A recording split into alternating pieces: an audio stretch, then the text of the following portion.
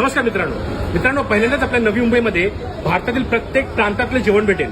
महाराष्ट्रीयन पद्धतीचे, गुजराती, राजस्थानी, पंजाबी, कुठे इंडियन थाली हाऊस मध्ये. तर चला या बघूया. हो मित्रांनो, तुम्ही अगदी व्यवस्थित ऐकलं आहे.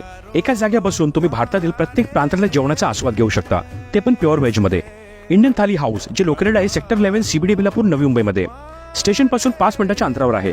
अँबियन्स खूपच कॉझी आहे. यांचा एक कॉन्सेप्ट मला खूप आवडला. हॉटेलच्या प्रत्येक कॉर्नरमध्ये झाडांच्या कुंड्या ठेवल्या आहे.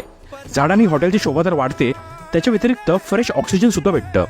जेवणाबद्दल विचाराल तर आम्ही ऑर्डर केलं महाराष्ट्रीयन थाळी, पंजाबी थाळी, गुजराती थाळी आणि जी थाळी मला अजून ट्राय करायची होती ती म्हणजे राजस्थानी थाळी, इंडियन गोकुळ थाळी आणि चायनीज थाळी.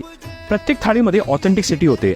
स्पेशली राजस्थानी थाळी मस्त दाल बाटी कुस करून साजूक तूप टाकलं, त्यावर राजस्थानी डाळ मिक्स करून आस्वाद घेतला. मला स्पेशली आवडलं म्हणजे थाळ्या बोलून मोजक्याच भाज्या देत नाही, क्वांटिटी आणि क्वांटिटीला तोडच नाही. चायनीज थाळीमध्ये राईस, नूडल्सचं ऑप्शन आहे. सूप, स्टार्टर, मेन कोर्स या थाळीत दिलं जातं. तुम्ही थाळी कस्टमाइज देखील करू शकता.